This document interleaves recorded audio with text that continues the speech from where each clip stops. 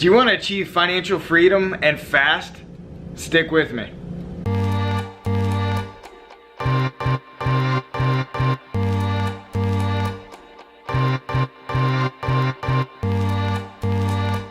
Hey, before we get into this, I just want to say I'm here in my office building on a Saturday. There's a handful of real estate offices, there's a builder, there's insurance companies, there's a lot of companies in this office building, and I can tell you, let me show you out the window over here.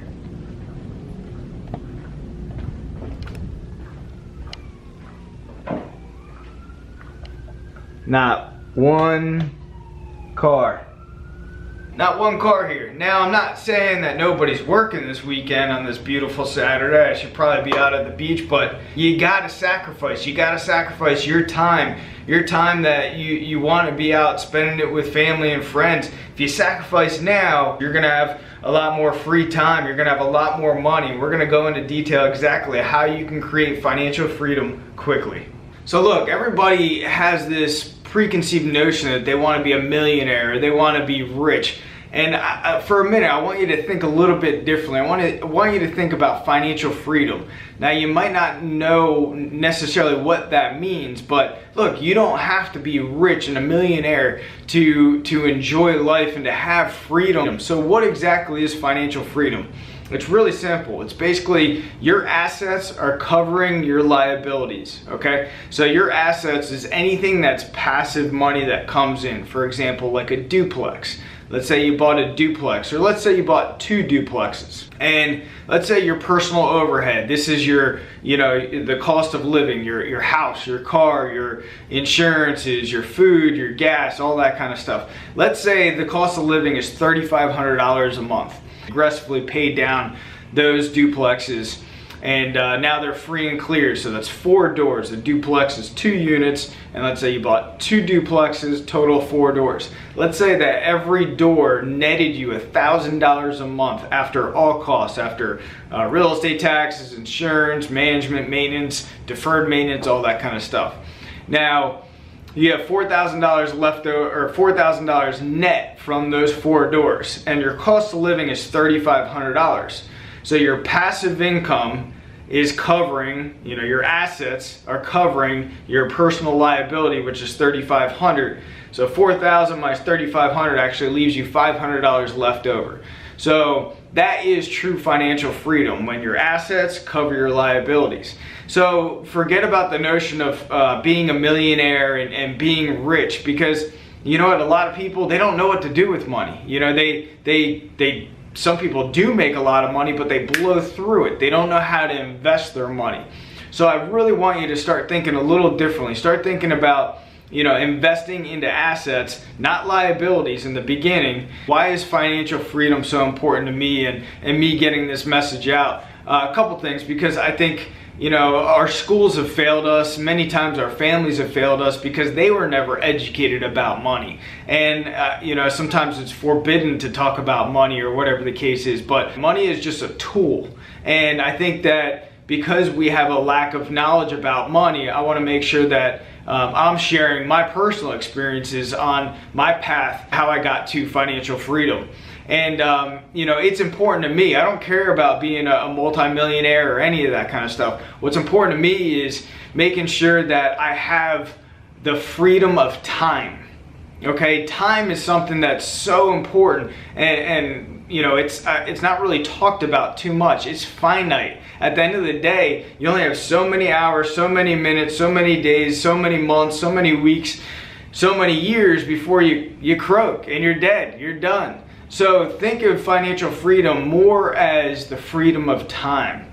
Because when you are able to create financial freedom for yourself and your family, and stick with me because it's easier than you think, when you're able to do this, then you're able to have more time to spend with your friends and family. Now you're able to spend more time out on the beach, or fishing, or hiking in the mountains, or traveling, or going to your kids' recitals.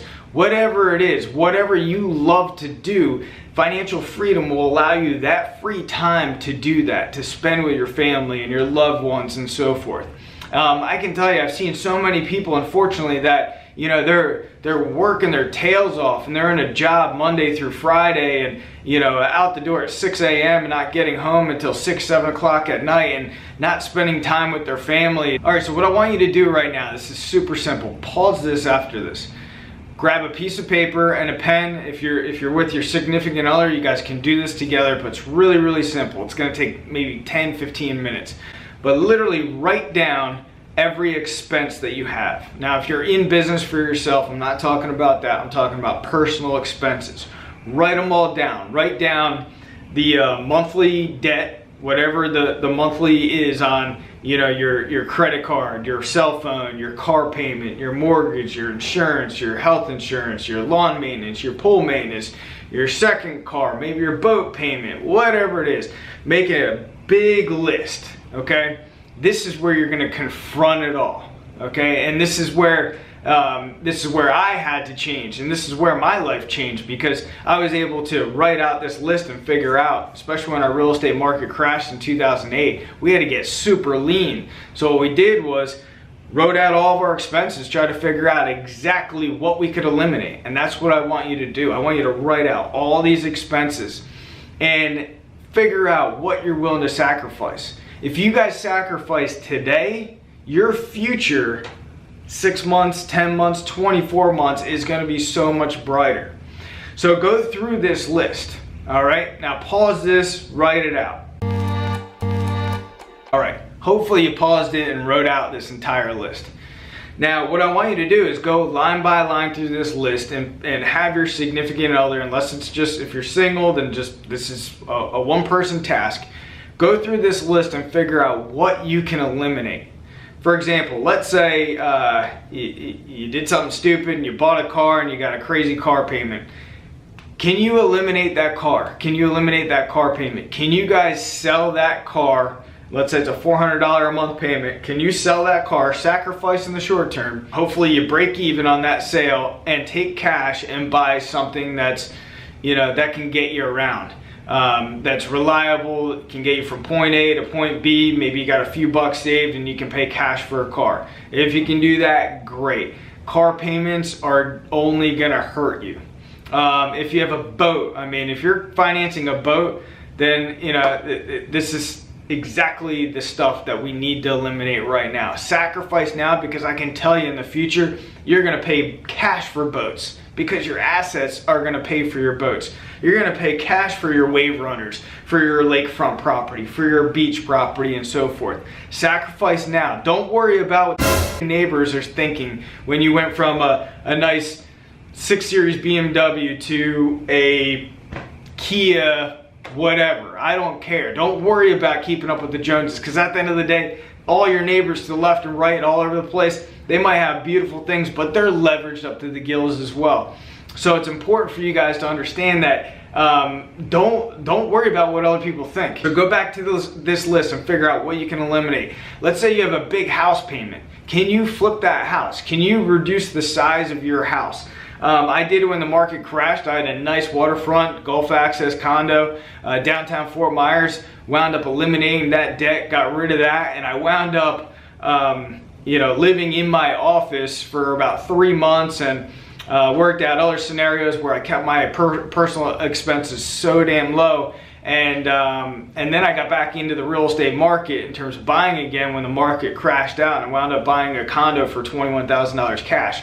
But I had to sacrifice. I sold my boat, I sold my condo, I sacrificed. But, you know, when I sacrificed and did that, it put me on the track to financial freedom so quickly, because I was able to eliminate all the personal overhead debt that was just crushing me. It was crushing me, and again, I didn't really know what I was doing with debt and money and so forth. And this is another reason why I'm making this video.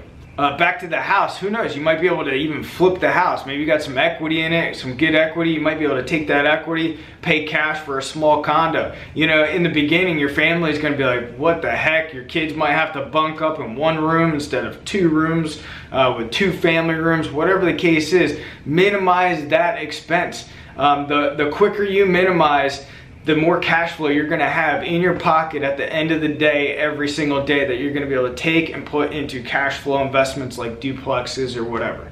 Now you might be saying, look, I I'm pretty lean right now, I just don't make a lot of money. Okay, that's fine, I get it. But what's your work schedule right now? Do you have weekends? Do you have a Sunday that you can go and do a little side hustle? There's plenty of side hustles out there for you guys. I actually have a link that I'm gonna provide to you guys as well. It's primarily more for side hustles in the real estate industry, but there's a ton of them.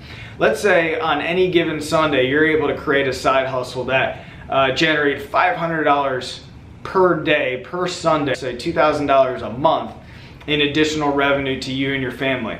Now, if you're responsible with that money, that excess money that you didn't have before, but you created, you take that money and you put it in an account and you forget about it. You do not touch that money because that money is strictly for building up your asset column.